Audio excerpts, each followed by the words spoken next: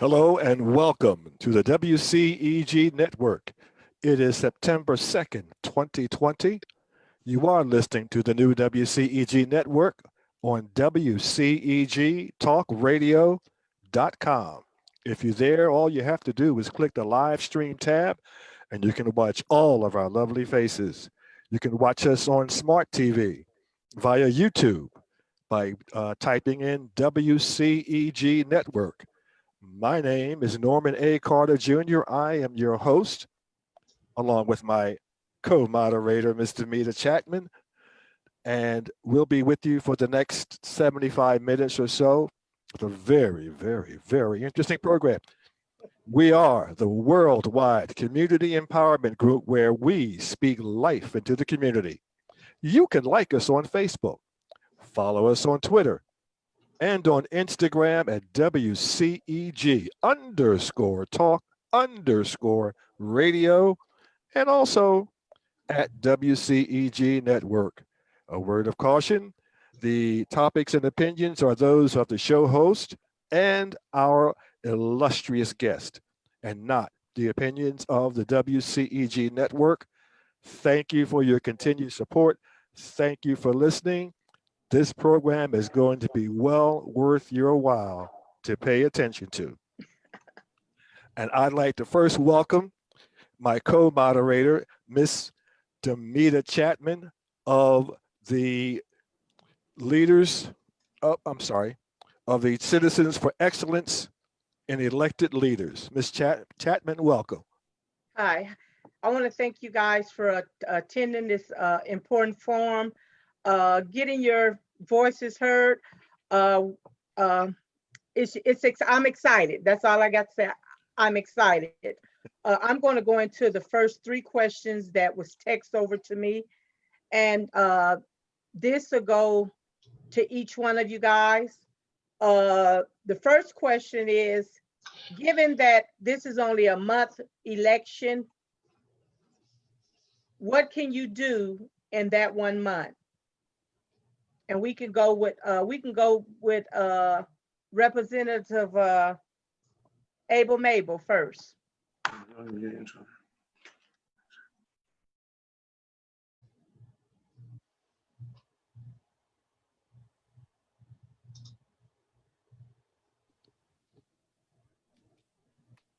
I think she got to unmute.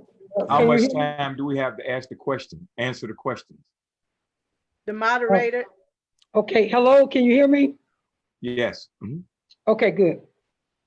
Well, now I don't first giving honor to God, who's the leader of my life. It's an honor to be here. But one thing I sort of want to push back against, if y'all will allow me to, is I am very committed to not going into a runoff. And so I would try to give something about 3 months, but I don't really believe that based upon the brand and the work that I've been doing in the community, that the people won't not send me on the first round. But if I had to be in a 1 month situation, then what I would have to do is to work closer with the members of the Georgia delegation to make sure there are specific things that they've already been working on that I could assist them with. And also what I'd be able to do is to get information out to the members of the 5th District so they could actually watch what's going on during that time that I'm there, as well as I would try to put in place a Zoom situation where people from the district can chime in and see what's going on that time. I'll be able to vote on legislation dealing with the care package, which is what people are needing. People need to the unemployment extension. They need to have their the mail working in their behalf. They need to make sure we're dealing with issues around our veterans and our small business funding, as well as issues that have legislation in place dealing with that. And so what I'd be able to do is to vote positive and affirmative. But if we had a little bit more time, I actually would try to work with some members of the Congress to be able to get some initial legislation put in. Thank you. Okay, Mr. Muhammad. Yes, ma'am. Thank you. Well, I'm seeking the office of Congress for the 5th District as an independent. Some of the issues that concern me are criminal justice reform, how we can make it better for those who have been on the other side of the law to be re-entry back into society, to stop destructive gentrification. Gentrification has hit this city the 5th District very hard. All over, prices have skyrocketed from 100,000 to $1 million for homes. That's an issue that I really, really want to deal with to ensure that we have true and affordable housing. Also, job training, entrepreneurship, opportunities for real public engagement. These things I feel are important for us to have in the 5th District. Now, I think starting one of the hosts, the gentleman said when we started that this radio station speaks life into people.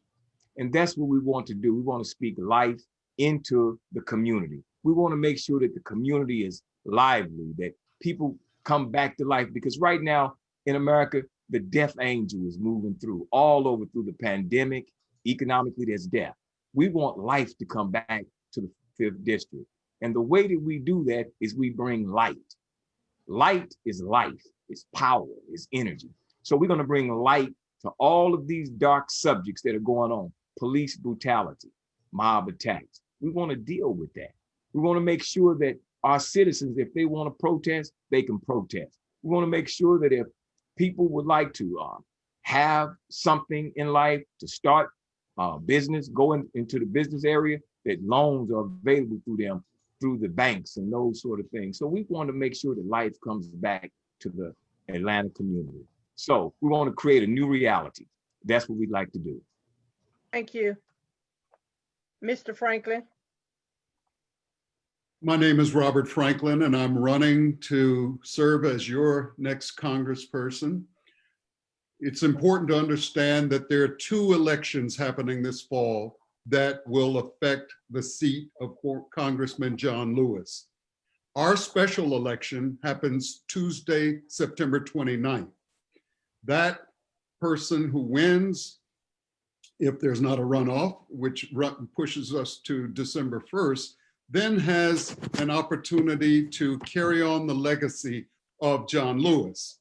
And then the November 3rd general election that State Senator Nikema Williams is in. There's a lot of confusion about the 2 elections. And we need to care about this September 29 election with early voting starting on September 8th, next week, because these are the final, I call them sacred days of Congressman John Lewis.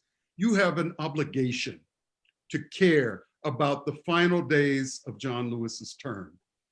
What can we realistically do? And I have to say, as a former president of 2 anchor institutions in the 5th District, as a 30-year resident of the 5th District, I believe that you can hit the ground running and ready to focus on the Voting Rights Act, now has already been passed by the House, H.R. 4, named in honor of John Lewis. It is sitting in the Senate and they are on vacation. What a shame that people are suffering and dying and the Senate is resting and playing golf. Secondly, in addition to protecting voting rights, I want to focus on flattening the COVID curve. Over 5,000 Georgians are dead tonight because our governor's inept leadership and the White House and this corrupt GOP US Senate has denied the crisis and has delayed in mobilizing a clear. Thank you, Mr. Franklin. Okay. So I look forward to serving you in that capacity. Thank you. We go to Mrs. Keisha Waits. Unmute. Yes, ma'am. Thank you Thank so you. much. Yes, ma'am. Thank you for the opportunity to be with you tonight. So we're having a conversation about what can we realistically accomplish in what I believe is 90 to 3 weeks. I think there's quite a bit we can accomplish. I think it's important to note that Congress is actually in session. And so in December, there are 2 weeks. And so I think a couple of things are important. constituent services certainly are important. We have a number of healthcare workers, educators, veterans who are having challenges specific to COVID-19, given the pandemic and challenges with health. And so I think that the opportunity to lobby with respect to expanding health coverage to millions of Americans is very, very important. Second thing I think is important is to elect a new president of the United States. The leader of the free world is necessary in terms of all types of change, the US and globally. And so I think that to be in a position to assist with helping to elect our next president and vice president will be critical. Here in Georgia, we have huge numbers in terms of COVID-19, and certainly our struggling small business owners need our help. Those stimulus packages are before us right now. And so I believe that there's quite a bit. Right now, we are not represented in Congress. And so it is essential that the next member hit the ground running. Thank you. Thank you. Mr. Martin. Ma'am, thank you for that question. And I want to say I thank everyone for joining us here this evening. In 3 months span, I want to echo the same sentiments as Ms. Thomas, as that I don't expect a runoff, but I think that it's important to reestablish the voice of the people and to re-empower the people. Essentially, I think that, and I know the people feel this as well, is that we're past due on progress. As a special needs educator, I've seen what poverty has done to the community. I've seen what an abundant nation like America in the lack of the healthcare resources that we possess and how that has been so detrimental to the people at large, how this has affected us now and how it will affect us in the future. So within the short amount of time that I will have in office, I will first hold Congress accountable for all the misdeeds and their lack of action they've taken in representing the American people well. The second thing that I will push for is universal basic health care, as well as universal guaranteed income, due to the effects of the pandemic, as well as the ongoing issues that will appear later on in the future as well. And I also would like to re-emphasize the elderly care, because oftentimes in this nation, any time of major crisis, we like to cut budgets to elder care. And I think that it's important that we not only look after the future of this nation, but look after those who have laid the groundwork for us to get to the point that we are here today. Thank you, Mr. Martin. Okay, now we'll go to Chase Oliver. Hello, thank you for having me to speak tonight. So the question was about what can we accomplish during this time if we are elected? And my focus and my platform has been very much focused on criminal justice reform. And there's a bill that's actually in the House right now. It has failed to get a committee hearing or any kind of strength behind it, even though it is endorsed and co-sponsored by Representative Ayanna Pressley and other progressive Democrats, as well as Justin Amash, and even Republicans. It's literally a tripartisan bill, but it hasn't gotten a vote on the floor. And this is a bill to end qualified immunity for law enforcement. This will allow police to be held more accountable in civil court, and will allow people to get the justice they seek. When you see Jacob Blake last week shot by police 7 times in the back, had his spine severed, paralyzed from the waist down, you know, he's going to want to seek justice in a civil court. Qualified immunity is now a hurdle for him to seek that justice. And we need to end that. And we need to get that vote happening. And I believe in 4 months, we can put the pressure on the House to get that vote passed and to put people on the record as to where they stand, whether they stand with the people or whether they stand with a law enforcement system, which is shown to be systematically abusive, not only to the poor, but specifically to communities of color. And I think we need to address those issues. And we need to fight for those issues. And that's something that can be done. In addition to that, I also support a 50-state Voting Rights Act. I want to expand the Voting Rights Act beyond just the South, because there's voter disenfranchisement all over the country. And we need to make sure that everyone in this country who wants to vote can vote. With regards to COVID-19, is that my time? Yeah, thank you. Mr. Carter, I'm going to switch it back over to you. I got two more questions. Let us switch it to you for a while. Oh, no pressure at all. Good evening, everybody. I'd like to apologize that we didn't really get into everyone's biography. I'm hoping that the people who are listening now are people who listened before, but I just like to run through what I can real quickly, because Please, thank you. Because it's very important that the people know for whom they are voting. Absolutely. Mr. Chase Oliver. Mr. Chase Oliver is the chair of the Libertarian Party of Atlanta. He is dedicated to fight for the criminal justice reform, as you heard, and expanding choice in our political process. He currently works in the shipping industry as a multinational line of service with a multinational line of service and spent almost 15 years in the restaurant industry. Mr. Barrington Martin. He was born and raised here in the great city of Atlanta, Georgia. He's a proud member of Kappa Alpha Psi Fraternity Incorporated.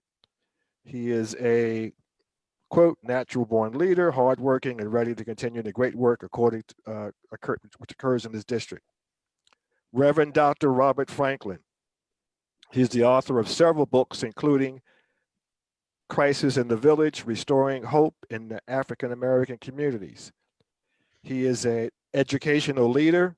I could go with a long list of his educational experience, but he is the former president of Morehouse College, and he has also a very lengthy and illustrious background, especially with HBCU institutions. Ms. Keisha Waits, another Atlanta resident. She attended Georgia Southern University, Atlanta Metropolitan College, and graduated with a degree in political science.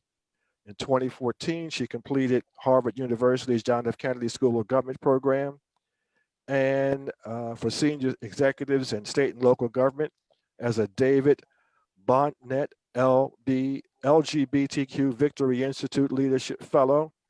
She is also a former representative in the Georgia House of Representatives from 2012 to 2017. Mr. Kwanza Hall. Mr. Kwanza Hall is a former city council member of the Atlanta City Council. He was appointed in 2005. He served as finance executive, transportation, public safety, utilities, and zoning, and community development. I'll go on Mr. Stephen Muhammad. Mr. Muhammad, again, he hails from Chicago, Chi-Town, and he moved here and went to Georgia, I believe, Georgia State University. Yes, GSU. He's been a resident and active in the 4th Ward. He is a lecturer. He's lectured to many universities and institutions throughout Metro Atlanta and throughout this country. He was also instrumental in the original Million Man March as an organizer, and in a subsequent march honoring that, the 20th anniversary in 2015. Miss Mable Thomas is the owner of the Greater Vine Opportunities Program. She has over 35 years of experience in government. She has been off and on since 1985, a state representative for her area in Georgia, and state representative. That's really a quick encapsulation because we really want to get to these questions.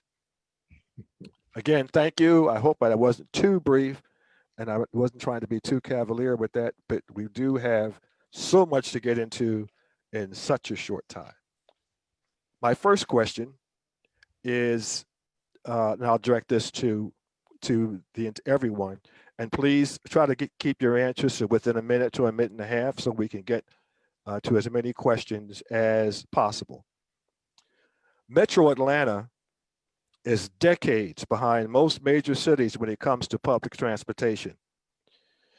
Personally, I know people in the hotel industry who could not obtain employment because of conflict between MARTA's operational hours and their work schedule. Because the inter-county access to public transportation affects employment, business locations, and when you consider air pollution, healthcare. A few years ago, $75 million was wasted on a highway study program initiative in Georgia. That would have been better spent on improving public transportation. Is this a concern of yours? Is it a concern of your constituency? And what are you prepared to do to bring better public transportation to the Metro Atlanta region? I start with Mr. Chase Oliver. So thank you very much for that question. And I really like the section where you mentioned how there was a lot of money wasted on studies that happen and occur.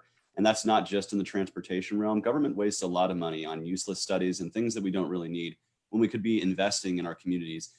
Things like the failed war on drugs that spends $40 billion a year in law enforcement money, that could be better used to invest in public transportation. I know it would make our communities better if we had a better running MARTA system, or one that ran for later hours, as you said. And one of the things that I would like to talk about is how Congress does these things. You see these bills, these transportation bills, it basically becomes a free-for-all between the leadership of both parties as to who can get what. It all becomes about who's trading what for what vote. And what we really need is we really need honesty in our Congress. And while I would only be there for a short time period, I would hope that while I'm there, I am being an honest broker, coming to the table and not looking to just horse trade and trade influence for dollars. I would rather just vote up or down on bills. And a lot of these complicated transportation bills, they have spending that has nothing to do with public transportation. So I would like to honestly see more honesty in our government when it comes to things like public transportation, or really any kind of spending. Okay, thank you. Thank you. Thank you. Mr. Hall? Yes, thank you. Thank you very much for having me. Sorry, I dropped off the call earlier. Okay. And I couldn't get back on. But yeah, so, I grew up in Atlanta on the west side, and we had to use MARTA. We had tokens that got us to our school over at Mays High School during high school. And I use it still today. So public transit is something that is integral to my life, but it also is the only way that many citizens have a way to get around. As a council member, I worked very hard to ensure that we were recipients of Tiger grants. Those are the large grants that help to fund transportation from the Department of Transportation at the federal level. And I would work very closely with them to ensure that we've got more money to build out the network that we truly should have had a long, long time ago, like Chicago has, like Washington, D.C. has, like San Francisco and Oakland have. We're supposed to have a network that gets people in and out of the city to work and back home and to places of interest that they want to go. So I'll be a strong advocate for it, even in the short period that I've been there. There's some dollars that we have on the table that we have not been able to draw down. Some of them linked to the Beltline, but others linked to just general MARTA money Okay. that we need to desperately get people around town. So I'll be a strong Okay. supporter and advocate. Thank you very much. Ms. Thomas?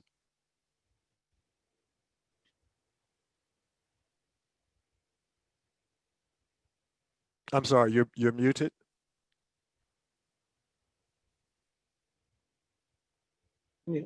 Okay, There we go. here we go. Okay, transportation is important to me, and one of the things I want to talk about is putting the Beltline transit component to it. Because originally when it was envisioned with a transit component. So I would like to look at transportation as it relates to that. Also, pedestrian safety, people don't really think about that as transportation, because we really need to look at the fact that some of the streets, some places in Atlanta, you don't have sidewalks. So people cannot even, they have to walk in the street. Also, bike lanes. We want to make sure that we have access to Greenbrier. Greenbrier has always been a mall that really did not have the type of transportation access in terms of exits. I think that we also need to look at the airport, money for the airport, and then some level of airport dealing with Clayton County, because the airport is in Clayton County. And I do think there needs to be some discussions about Clayton County and Atlanta, how both could do some type of sharing of revenue. I think that MARTA always needs help. And it was mentioned about the Tiger grants. I would think that we try to get some Tiger grants that don't deal with those buses that we got going down Auburn Avenue that don't go anywhere. So I think we need to really make good choices around transportation. Okay, but thank that you. would be a priority. Okay, thank you. Ms. Waits? Thank you for the question. Am I still distorted, or should I take off the earpiece? No, you're fine. Okay, very quickly. So I think it's important to have a conversation surrounding what we've actually already done. We've echoed many times that we have a short period of time to make any effective changes while we're serving. Clayton County was without MARTA for several years. I had the pleasure of serving on the Clayton County delegation to ensure that MARTA was returned to Clayton County. During my tenure in my 3 terms in the Georgia General Assembly, I actually served on the Transportation Committee, to which I actually introduced a bill to bring high-speed rail to the state of Georgia. Most of us already know the commute times here in Georgia are absolutely egregious. Many businesses and corporations have passed on us for years. And so this is an economic development issue as well as a homeland security issue. And so certainly this would be something that I would be very interested in leading on. Thank you. Okay, thank you very much. Mr. Barrington Martin. Yes, sir. Thank you for that question. I think that it's time for us to look forward to modern solutions that are going to be bigger and better and totally revolutionize not only travel within the state, but also revolutionize the way we look at the environment and the detrimental effects the current transportation situation in Atlanta has had on the people of the city. So what I'm proposing is something that is going to do well economically as well as environmentally, which is allow Atlanta to be one of the first epicenters of a high-speed rail line that will start within the city of Atlanta and partner with many of the airlines that are within Hartsfield Jackson Airport. And what will happen, or what we will see happen, is that we will see cleaner air, we will see the use of cleaner energy, and we will allow the many different people of the city as well as outer parts of the state to be able to access these rail lines, which will allow them to travel many different places in a short amount of time in an economical fashion. Okay. Dr. Franklin? It's so important that we focus on the issue of transportation because it has to do with mobility, how people move, how people connect to other opportunities and communities that they care about. But I would see that as really kind of a metaphor for the important work that John Lewis did in Congress in helping to introduce the nation to the assets of the 5th District. And in the brief period of time that we have, I think that it would be important to message, to gather the exciting ideas we've already heard, but to even do more in terms of reimagining livable communities, walkable communities, communities that utilize public transportation, but also promote more sustainable forms of getting about. Ultimately, the next congressperson has to be a person who can speak truth to power, clean up the waste, use the appropriate resources to fund important initiatives like this. Thank you, Dr. Franklin. Mr. Muhammad? Yeah. As a person that grew up riding public transportation in Chicago, I know how public transportation works when it works properly. It runs 24 hours a day, 7 days a week. In New York, you have bums and billionaires riding the subway. Here in Atlanta, the stigma that came from the outlying counties in the early days when MARTA was being placed on the table, they put a stigma on it that criminals would be able to come out to Cobb County, Gwinnett County, Clayton County, and all these other places. But now that we've become a more unified and cohesive 5th District or metro area, we need public transportation. Public transportation will allow those who are of a certain income levels to be able to get to their jobs. It would allow others of a certain income level to mitigate the traffic, be able to get down to the city from their suburban areas cheaply, save on gas, keep air pollution down. But it was stigmatized so bad in the early days from the rednecks and racists in the state capitol and around the state of Georgia that people just don't want to do it. So now we have to rechange and recreate the image of MARTA or any of those other public transportation so that they know that it's really for the good, environmentally, culturally, socially, and economically for the metro area. Mr. Muhammad, when you talked about rednecks, were you talking about me? Just kidding. Are you a redneck? I asked, are you a redneck? If you're a redneck, then I guess you have to wear that shoe. But to me, you seem like a person that's trying to impart light. And if you try to impart light, you don't fall into that category. So we want you to keep doing what you're doing in your beautiful way, because you have a beautiful spirit. I can feel you through the camera. Really, your spirit is beautiful. I heard it in your first opening remarks. Thank you. I'd like to flow into one other question. a lot of folks talking about nationally police reform. Number one, I'd like to know from all of you, and I'll try to get this through this as quickly as possible. Number one, are you knowledgeable about what goes on, what goes into police training? Number one. And number two, do you support defunding police departments? And what does that mean to you, defunding? And we'll start with Mr. Kwanza Hall.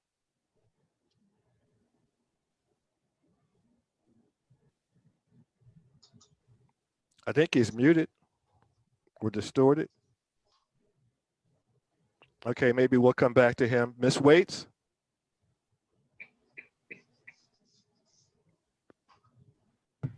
Okay, am I live? There you go. Okay, terrific. So one, thank you for this question. This is a major issue nationwide. I think the word defunding is confusing to a lot of people. I think the issue is reallocating funding, and certainly that is something that I support. Right here in Fulton County, there are organizations where we have reallocated funding.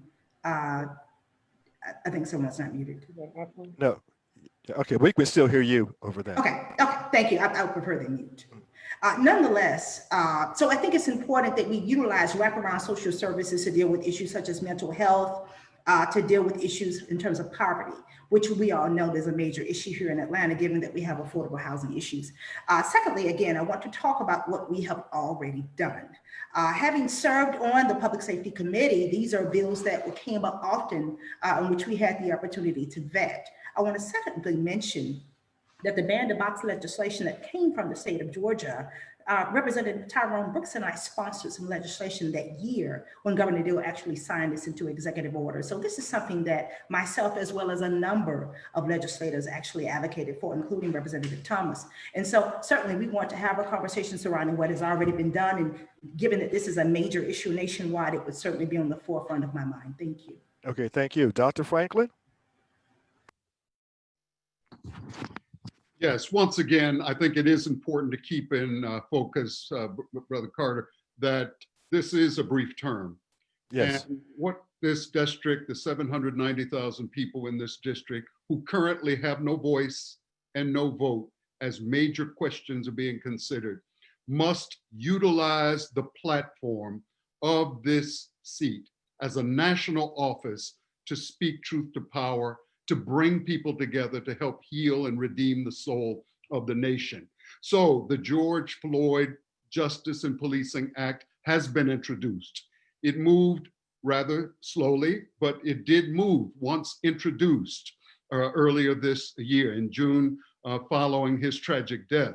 That bill has been passed. It does many of the things that are critical to do, and I want to enumerate them because of the time. But it sits again before the Senate that they need to move on these bills.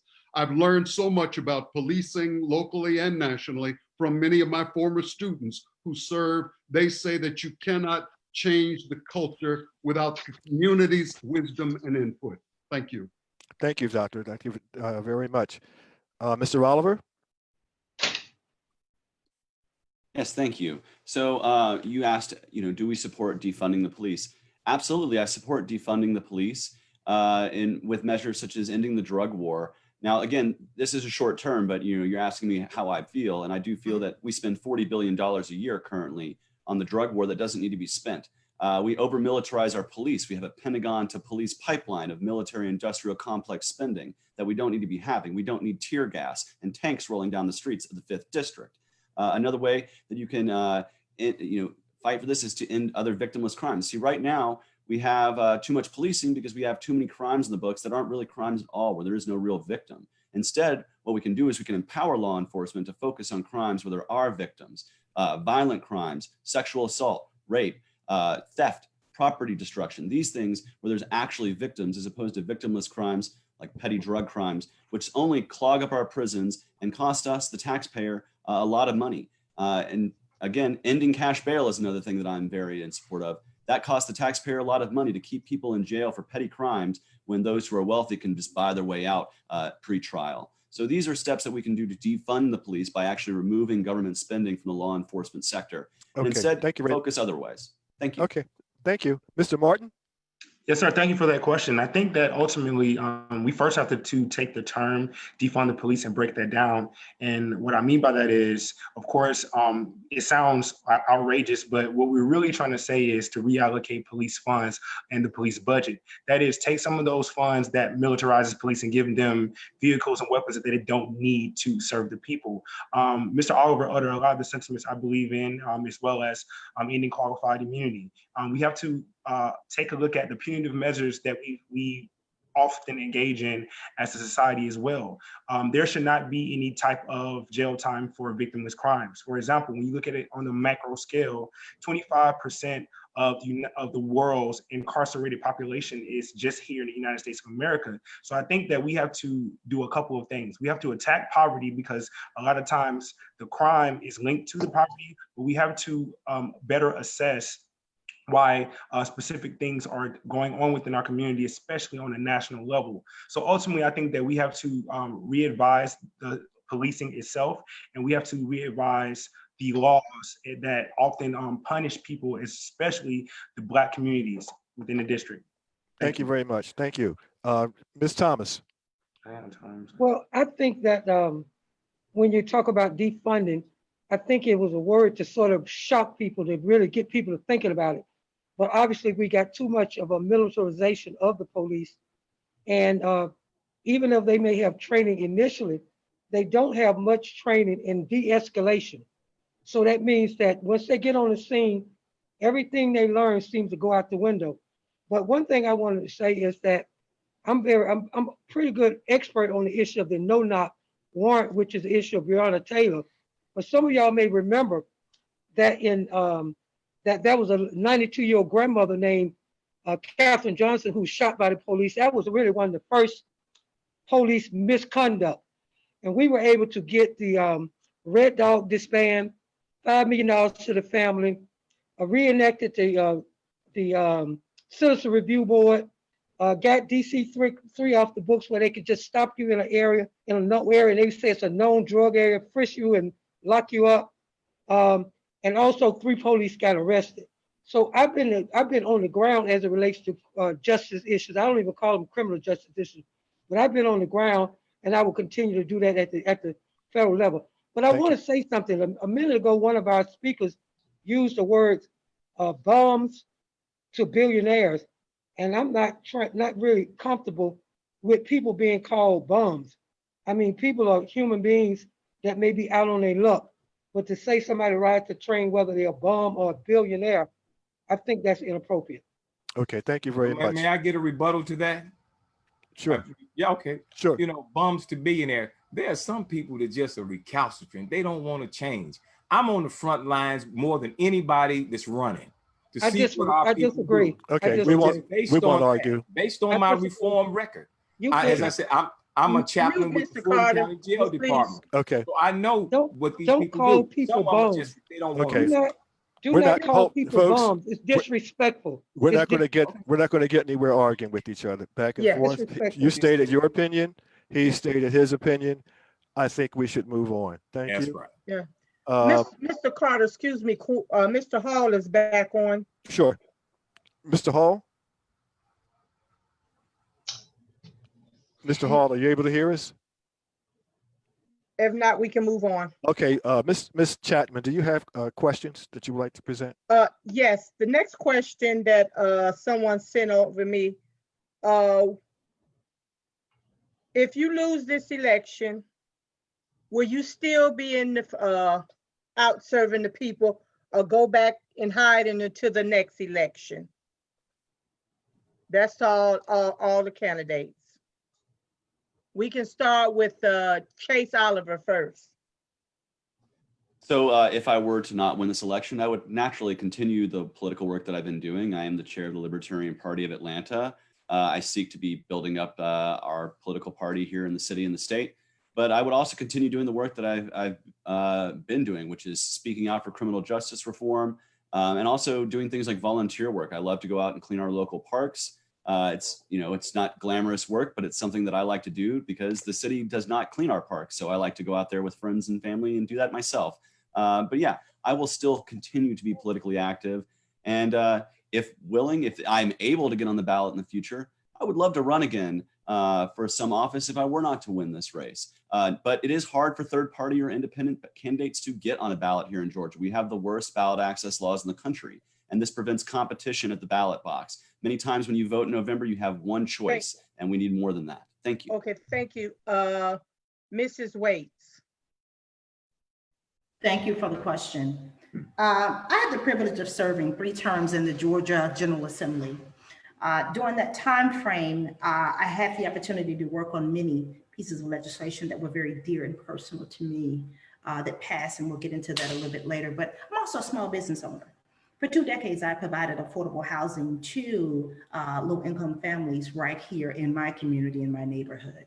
I've spent the last 15 years traveling, serving as a crisis manager on some of the largest disasters that many of you are familiar with. Katrina, spent a year and a half in Puerto Rico following Hurricane Maria, H1N1, the BP oil spill. So serving is something that I have done for several decades, and certainly look forward to taking that legislative track record and that record of community service with us if we have the opportunity to serve.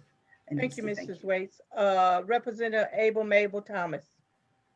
Yeah, I think that where we at is that I'm a person that is born and raised and live in the same house I was born and raised in.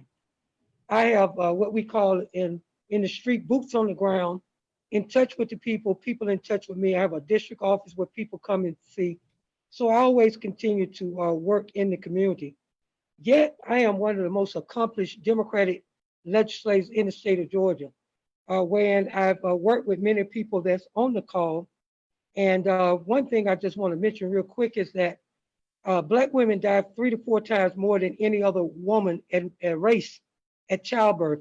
I was able to work with legislators, doulas, reproductive justice persons, healthcare providers, House and Senate to be able to put $21 billion in the budget to make sure that that we stop Georgia being the first in the nation in terms of something negative, and also put money in place for Morehouse School of Medicine.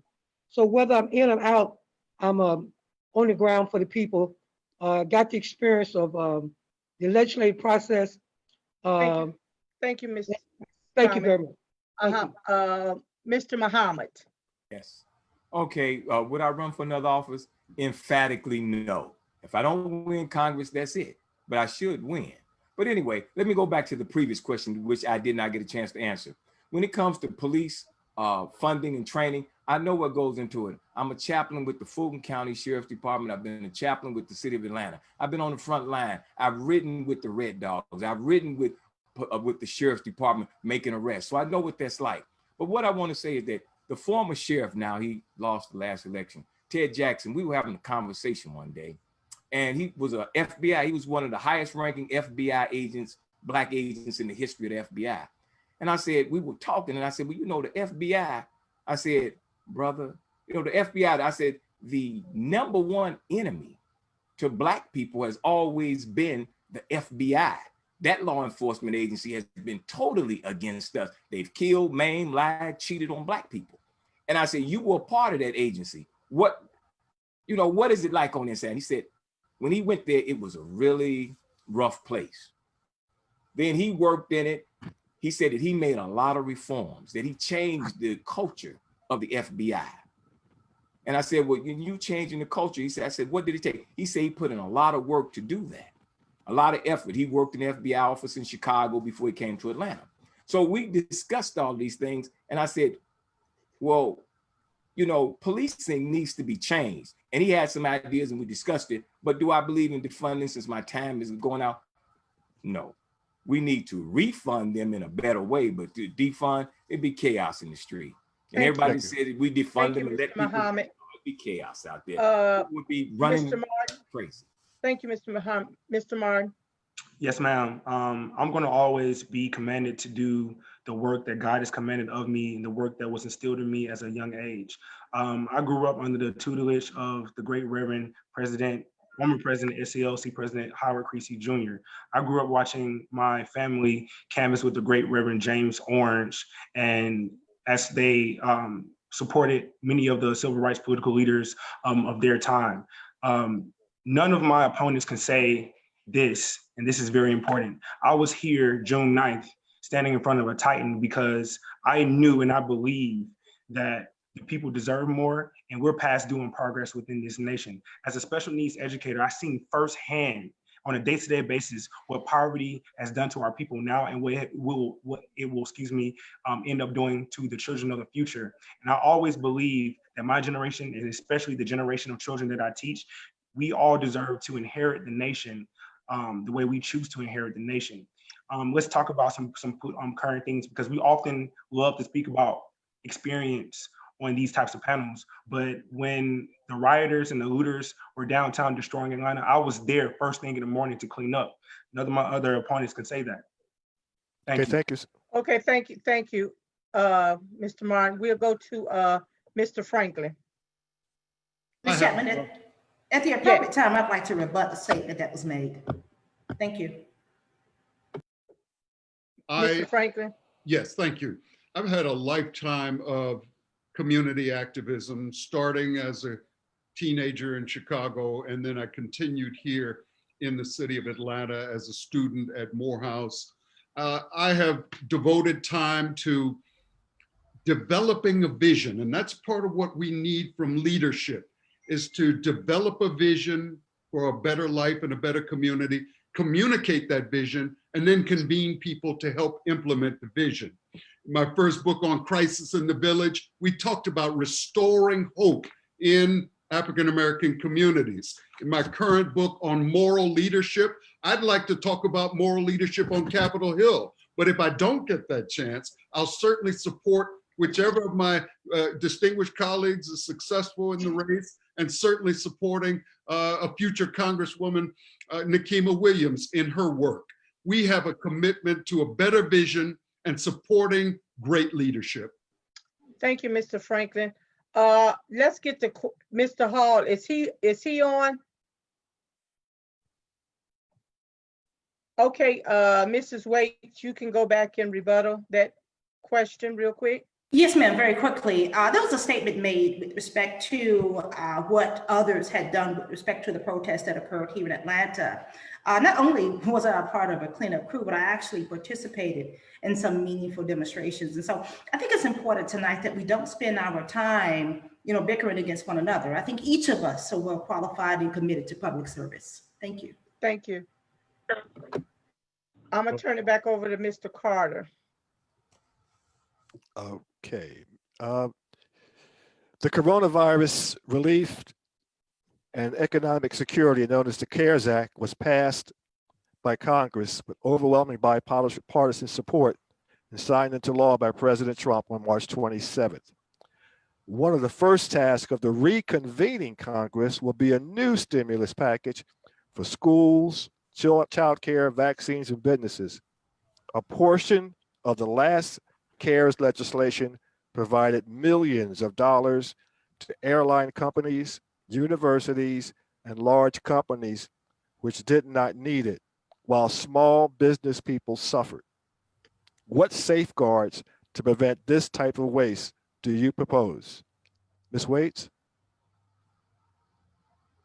Thank you for the question. A couple of things. It's important to note that Congress is in session right now. And so these are conversations that each of us would have the opportunity to join in. A couple of things. One, the resources that they're trying to allocate to an FBI building, certainly I would support that being stripped out. You and I both know that Ivy League colleges, as well as huge big box corporations and business owners, were bailed out. What I'm more interested in seeing is the struggling small business owners. As a small business owner, I intimately understand those challenges. And so I would like to see some of those funds be redirected first to those small business owners who were not a part of the first stimulus package. A number of individuals right here in our own backyard did submit for funding and did not receive any. Others who took advantage of the grant opportunities were individuals who were not necessarily in need. And certainly, finally, the millions of Americans who are without health care. I think this is an opportunity to create some opportunities for individuals who have challenges specific to COVID-19 who don't have health care. So I'd like to see the pork stripped out of the bill going forward. And I would also like to see more funding directed toward struggling small business owners, in addition to those municipalities that are hurting given the limited resources right now. Thank you. Thank you very much. Mr. Muhammad? Yes. Would you repeat the question? Yes, this has to do with the CARES Act Mhm. and the fact that during the last issuance of funds, a portion of it was of the millions of dollars went to airlines, universities, and other large companies who did not need it, while small business people suffered. What safeguards to prevent this type of waste do you propose?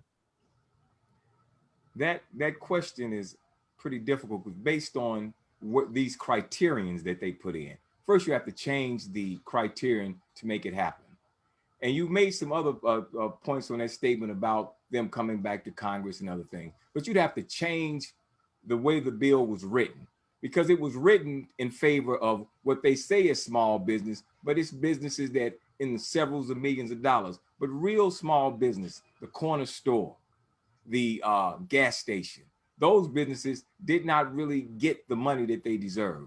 So we'd have to go in and rewrite the bill. I don't know if it's enough time to do that, but that's what I would be pushing. Let's rewrite the bill that is fair to the small businessman, that they get an opportunity where they can get some of these PPP funds. There are lots of small businesses that we all know that still haven't gotten any money. Correct. At least that I know, they haven't gotten a dime yet. So I know that this was written unjustly, just like most of the system in the United States. It's against the Black man, it's racist, and we don't get a fair share. So until somebody goes up there that will tell the truth, that will deal with it the way it is, then we will never get a chance, because everybody's mealy-mouthed, weak-minded, won't say what needs to be said and tell it to the people that's up there the way it is, that we need freedom, justice, and equality, and an equal shake in America. Thank you very much. Small business people, Black people, faith leaders, and community leaders really need to be heard. So until Very that much. happens, Okay. Mr. Oliver? Well, I'm going to hop right on to the sentiment of unjust spending and flagrant abuse and corporate abuse in our government. I mean, you got to ask yourself, how is it that there are these big corporate giveaways in this bill to begin with when there are businesses who are shuttering in our neighborhoods? That is a real question we need to ask ourselves. And the truth is because the political leadership in Washington, D.C. put that money in the bill because they're bought and paid for by those big corporate special interests. So what we need to be doing is we need to be giving direct money right back to the people. I will line up right alongside my libertarian colleague in Congress, Justin Amash, that says if we're going to pass a bill, it shouldn't be things that include things like helicopters for the Pentagon and money for these big corporate interests. It should just be money directly back to the people. Just give us our money back and we'll cut the budget next year to make up for it. But let's get the money back in the hands of the people right now who need it, who are suffering and who need that assistance. And that's what we can do. Cut the red tape, cut all these programs out, just give the people their money back. It's a much simpler way to do things, and it's one that's going to give people the help that they need. But again, this system is corrupt, and it's corrupted by the leadership in both parties who decided to put that corporate spending in. And we need to examine who did it and why, and ask for alternatives. More choices and more voices of the ballot. That's what we need. Thank you very much. Mr. Kwanza Hall, are you with us? Yes, I am. Okay. Can you hear me now? Yes, sir. Yes, Hello? sir. Oh, Yes, sir, we hear great. you. Yes, so I would support, I had coronavirus back right after mid-July, and, it was a really tough situation, but I can imagine there's so many people who have no resource to deal with this and have children and are facing, loss of job, loss of home, eviction. So I'm a proponent of, and my idea is to propose COVID innovation zones where different parts of our city, and in our case, in District 5, with the CDC and all the health organizations, we innovate around contact tracing, around testing, around access to PPEs, around education solutions during the disruptions that tie to the digital divide that we've had inherently for a long time, but it also gives us a chance to innovate around education. So COVID innovation zones, take this crisis and let's take advantage of it like lemons into lemonade. And I think we could really come out of it really strong. District 5 could lead on that. And I'll be a proponent for ensuring that any of that pork that's going to the wrong places is redirected and realigned specifically to get to people in need. Okay, thank you. Ms. Thomas, I Representative think, Thomas. yes, I think that that what we're dealing with is the fact that we need to deal with the issue of healthcare, specifically how we saw people treated, seniors treated during this pandemic, where they were basically left to die alone. So there has to be some reform around that. And so what we need to look at too is unemployment benefits being extended, making sure there are no a moratorium on evictions for homeowners as well as renters. And we also must make sure that our small businesses don't get left out, because apparently when they talk about small business, they must be talking about, they say 100 and under, but the ones that we're really talking about is those that's maybe 20 and under. Those persons that what we would call salon owners, barbershops, folks who are doing consulting businesses, and you working with our young people. So I think there's a lot of reform that can be done at that level. And I think that it's going to take somebody not just only to speak up, but has the connections to make it happen, and will be what we call small learning curve. And that's what I do believe that I bring to the table, because I can be day one ready to be able to make sure that the 5th District gets its fair share, whether it's in the budget process or even with the legislation that's being put before the Congress at this time. Okay, thank you. Dr. Franklin? Yes, I think it's important to underscore what a leader can realistically do during a brief term. And it is helpful to know members of Congress, to know the culture of Congress, and to know, of course, our district. It's one of the things I've had an opportunity to do over my years as president of 2 institutions, spending time with numerous members of Congress. It's leveraging those relationships to focus on issues like COVID. 2 points. Senator Kamala Harris has introduced an exceedingly important measure, creating a task force to look at racial and ethnic disparities in the distribution of COVID monies. Her work needs to be seconded and trumpeted, and I would do that from the well of Congress. The other is everyone viewing tonight should be worried, very worried about what's happening over at CDC. I work on that campus at Emory University, and next door, the morale is low.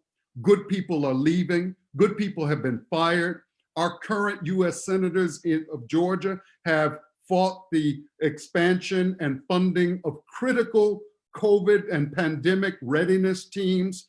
We have a lot of reconstruction to do, and we need a leader who can leverage this platform to make it happen. Thank you very much, Dr. Franklin. In the interest of fairness, I really want to get back to Mr. Kwanza Hall. Sir, is it possible to do a rebuttal? Sure, go ahead. Statement? I haven't answered your question yet. Okay. No, Okay, first on the past question. Okay, well, let me go to Mr. Martin first. Okay. Yes, sir. I would be remiss if I didn't I will include this in the chat for anyone that doesn't know that the executive order was issued as of yesterday per President Trump through the CDC that extends the moratorium on evictions through businesses as well as homes. And I would be remiss as well if I didn't mention our great Mayor Bottoms, who also did this same notion through October 31st. I think that to answer your question, that it's important to protect those that are subjugated and those that are least advantaged throughout this coronavirus pandemic. This includes our healthcare workers. This includes the elderly. This is why I'm a big proponent of the People's Bailout, in which I'm promoting universal guaranteed income as well as universal basic healthcare services. I think that those two ideologies are very important to be preventative measures to prevent the catastrophe that we've seen through the pandemic, but it also protects us in future issues and crises that we're seeing right now. Okay, thank you very much, sir. And I will give you some time for rebuttal, Ms. Thomas, but in the interest of fairness, Mr. Kwanza Hall, are you still here with us? Yes, I am. Okay, there was a question you weren't able to answer due to technical difficulties. So I would Yes. like to go back to that with you. Police reform appears to be a national concern. Number one, do you support defunding police departments? What does that mean? And are you knowledgeable about what goes on, what goes into police training? Yes. So my 12 years on city council, I led the repositioning of Atlanta police. Obviously, there's still a lot of work that needs to be done at the local level throughout our country and, of course, at the national level. I support the George Floyd justice reform package. But, you know, the term defund turns off a lot of people. And I really get the idea, but the semantics makes it a hard thing to pass in many communities around the country. So I think reimagining public safety is really the type of term that we've got to put out there. And there's a group I've been working with looking at, you know, divestment, repositioning of our police departments and protecting all of our citizens in the true way that they're supposed to. It's called DRIP. So there's some new ideas on the table on how you frame the conversation in a way that you get everyone at the table. But I'm an absolute supporter in reimagining public safety and ensuring that our system that says it's just for everyone is truly just. And that's what I'm committed to. I've already done it as a council member, and I continue doing it as a congressperson. Okay, thank you very much, sir. Ms. Thomas, we'll give you like 45 seconds for rebuttal. Okay, what I want to say is that it was spoken that that somebody had a lot of relationships at the Congress. I don't believe anyone has more relationships than me at the Congress level, based upon the fact that most persons come from a state legislative body, some come from city council, or they come from the county commission.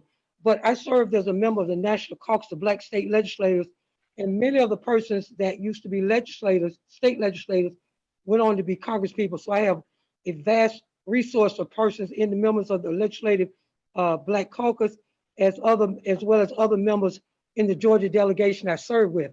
Also, it was spoke about the whole issue of the CDC, and we do appreciate the CDC being in Atlanta, but we also want to raise up complementary medicine, because we don't want to because of the pandemic, we do have to look at the science and deal with the medical industry. But there is another industry called healthcare industry, which includes those persons, chiropractors, that improve acupuncturists, there are people who are nutritionists, and those persons have to be rolled into the equation of healthcare in America. Otherwise, we will find ourselves only dealing with medical doctors and not dealing with self-help, self-care, and complementary medicine. Thank you. Okay, thank you very much. Ms. Chatman, do you have any questions? You're on mute. No, I don't. I think I asked all my questions that were sent over.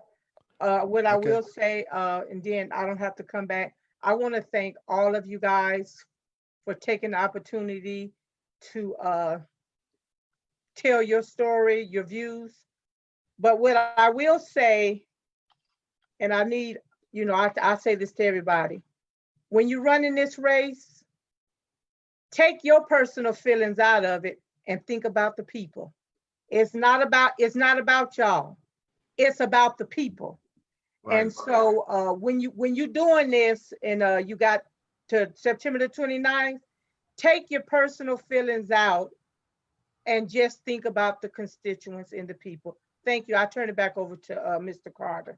Thank you. I think we can go take this time to give everyone about 2.5 minutes of final remarks. And I'll start with Mr. Muhammad. Thank you. I want to say that I thank this group for allowing me to be on, and all of the people that I'm running against. They've done a lot of things. They've done a lot of good things, but the things that we just said is that it's the people. It's the people that count. It's not who you connected to or what you connected to. It's, are you connected to the front lines of a people that are suffering, of people that are hurting, of people that need a new reality because their lives have been destroyed by this pandemic. Now, most of us here are eating on this panel. We're eating, so it's not a problem. But what about those who have not gotten a meal and that money was cut off by the Congress, the Senate and the House, who did not give the money? What's going on in their lives right now? There are 13 million people who are no longer getting that money. and they're suffering tremendously. So I'd like to speak to their hurt and their pain and what they're going through. Most of you out there feel that Congress, the people that they are, aren't worth 2 cents. They're no good. That's what you really feel in your heart. Well, I'm saying that I would be some good because I would work for you. I'm one of you. I came from you. I came from your cry. I came from your pain. So I know your pain and I know what you feel. I haven't sat somewhere where I've been distant from you and I don't understand what you're going through. I've seen it on the front lines. So what we want to do is that we want to go to Congress and get rid of the gridlock so that your needs will be met.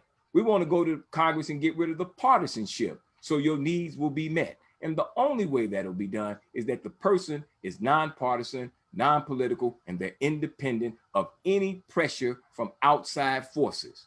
That's what you need. So thank you, Muhammad. Vote for me to help create a new reality. Thank you. We move on to Dr. Franklin. You have 2.5 minutes. Thank you. On September 29th, you, the voters, will have an opportunity to make a decision about who should complete the term of Congressman John Lewis. I regard these final weeks, these final days, as his last days. They don't belong to us. They're not about us. They're about Congressman Lewis and his legacy of speaking truth to power, of serving the people of the 5th District. I'd like to hit the ground running, seeking justice for those who have been dispossessed during this critical period of COVID, seeking to empower our government to fight COVID in a comprehensive, thoughtful way, driven by data, and to put a full court press on this. I'd like to begin to heal the racial divide and the wounds by bringing people together, as I did as president of Morehouse College, as I did as president of the Regional Council of Churches. I'd like to ensure that fragile families are receiving the funding they need. As one of our colleagues just noted, these COVID stimulus checks are a moral obligation of a government that has no hesitation about collecting taxes. They should provide those funds. We have an opportunity to reinfuse hope into our communities where there's so much pain and so much despair. And that has been my calling. I've projected a vision for providing hope to all people. I'd like to use that opportunity with relationships that we have to convene the right people, to make a difference immediately, to transform and reconstruct the 5th District. And so I ask you to look at my website, franklinforcongress2020.com, join in, make a donation, get involved, and remember, early voting starts next week, September 8th through September 25th. The last day to vote is September 29th. This is a special election, a special term. I think you need a specially crafted candidate, and I'd like to be your candidate. Thank you, sir. Mr. Oliver. So thank you for having me at this forum. It's been a pleasure to speak to the voters. First and foremost, very quickly, if you want to check out my website, go to chaseforhouse.com and you can donate from there or volunteer from there as well. But I want to talk about what my platform is. My platform is about taking the voices. 2020 has been a very unique year. We've had a pandemic and we've had a criminal justice movement that's been happening in the streets, not just at the 5th District, but all over this country. And I want to take those voices into the halls of Washington, D.C. I want to take that righteous anger that we have towards an abusive police system and towards an abusive court system, a systemically racist court system. I want to take those voices to Washington, D.C.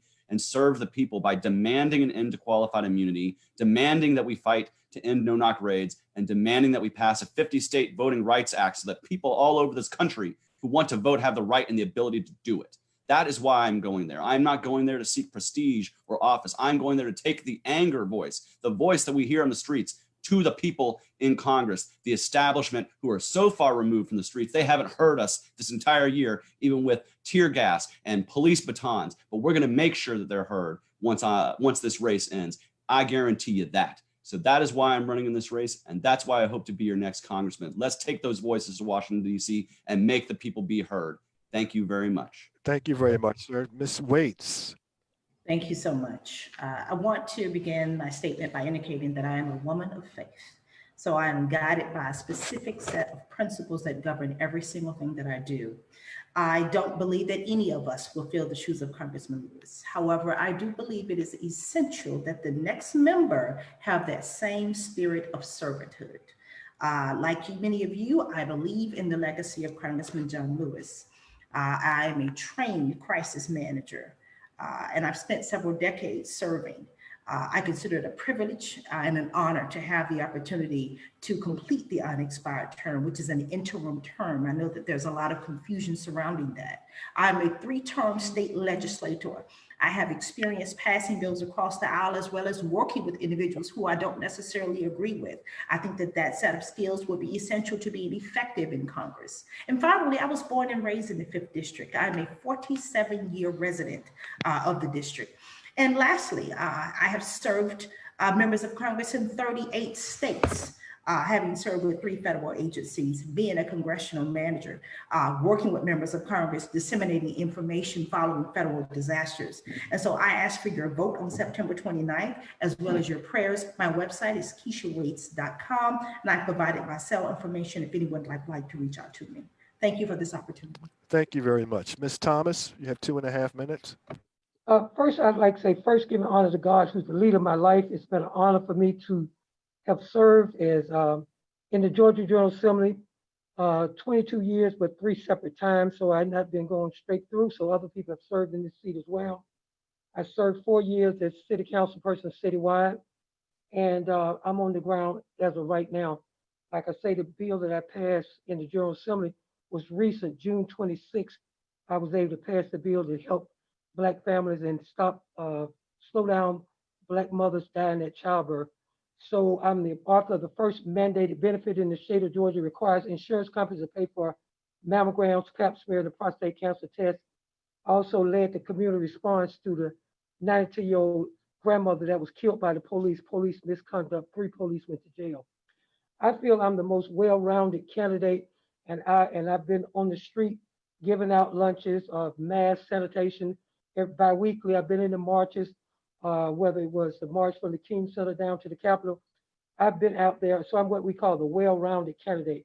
I am willing to take some of the issues that some of my opponents or people who are in the race took Congress with me, and so that some of their voices will be heard. I believe this is a legacy seat. You must have somebody with courage, conviction, and results. I have integrity, and what I know is that, especially election to elect an experienced leader with integrity, results, and tried and true leadership. There's no way around the fact that you can't go to Congress and just act like it's just any old place you can go. It takes a lot to be able to understand the process. I can understand the process, negotiate, construct legislation, pass legislation, amend legislation, and still be in turn and then kept in step with the people. That's who I am. I'm well-rounded, able, Mable Thomas. If you really want leadership, you want somebody to do something in the 3 months you got, then bring somebody who already has done something in the years. Remember, I serve in a body that we only serve for 40 days. So 90 days is really double of what I know. So the bottom line, if it's 40 days, I can do the work I do. Surely in 90 days, I can make impact. Send Thank you. able Mable Thomas. Thank you very much. Mr. Martin? Yes, sir. First, I would like to thank the WCEG network for having us on and giving me the opportunity to speak about my platform. I'm going to switch gears for a bit and not conclude like I normally would, because I want to speak candidly to everyone who's listening. While I've been canvassing, I've been, hearing from people that are confused about this race and just confused about me and why I'm running. And so I want to clear that up this evening. I believe that, we are past due on progress. Within these panels, you often hear my opponents utter about their experiences and all the relationships they've galvanized during the 10 years of their career. However, I think it's important to note that the great Congressman Lewis had more experience than all of us and had more worldwide relationships than all of us. But yet, the problems of this nation has continued to persist, but more than anything, they have evolved. With that being stated, this is why I've always been regarded as stating that we're on the brink of a political renaissance in which the people know that they deserve more, and now the people are demanding that the government delivers them more. as a special needs educator, I've always believed and learned from my students in understanding that they deserve to inherit this nation the best way that they deserve, the best way possible, the way they choose to inherit this nation. This is why I created the People's Bailout, and this is why I think that it's important for us to live a legacy and leave a legacy that not only cherishes civil rights, but the basic civil rights that we're looking for is just simply human rights. This is why I created the People's Bailout based on the dream of Martin Luther King in equity, economic equity, and social equity for all people. And if you would like to know more about this dream and how we're going to accomplish this dream, please log on to votethedream.com. Thank you very much, sir. Thank you very much. Mr. Hall. Yes, thank you so much for having me. I apologize for the technical difficulties, but I guess it's Murphy's Law. I'm Kwanza Hall, and I'm running for Congress to finish the unexpired term of Congressman John Lewis. And he was a neighbor and dear friend of me and my family. He and his late wife, Lillian Lewis, mentored me through high school, college, and throughout my 15 years as an elected official on Atlanta City Council on the school board. So for me, serving the remainder of his term in Congress is not an opportunity to start building a political resume or to place a capstone on the end of my career. This is a personal obligation to continue the justice leadership in the 5th Congressional District, started by Ambassador Andrew Young and continued by Congressman John Lewis. I run it to inspire the next generation of justice warriors, those who are coming behind me, to make sure that the baton is really passed, because there are a lot of folks in our community who want to hold that baton and never want to give it up. And we've got to pass the baton and inspire, lift up younger people, mentor them, give them a place so they can participate early on, so they have the skill sets to be able to deliver on the promises that our great country holds. We'll win this election on September 29th if we have the support of all the voters who are listening today without a runoff. This race really demands that everyone sitting on the sidelines get in this race.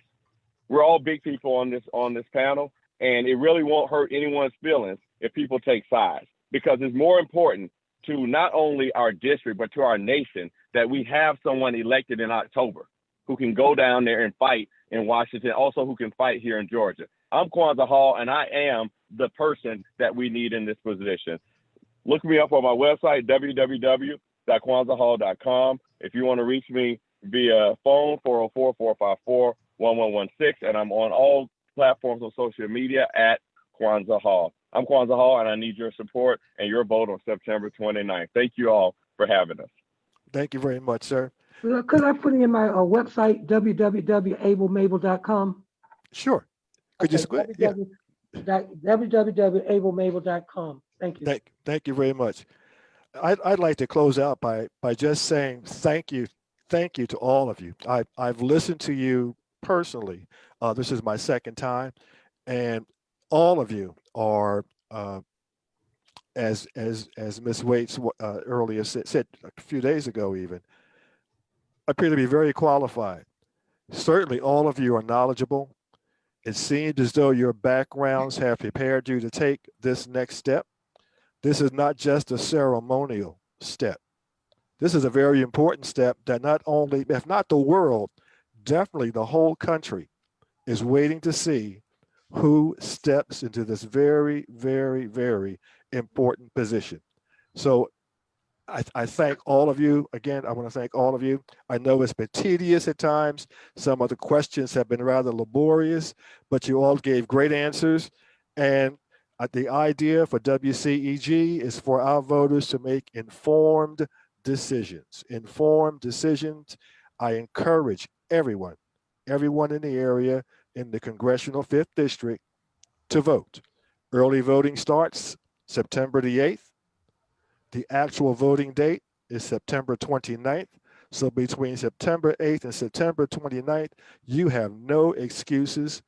There are so many ways for you to vote. You can vote by mail. You can vote in person. There are no excuses. So get off your duff, get out and vote. And we thank you. WCEG thanks you. You guys have been great. Yes. Thank you all. Thank you. Thank you, guys. Good night. Good night. Reminding you, this forum will be archived on YouTube for your constituencies. Thank you.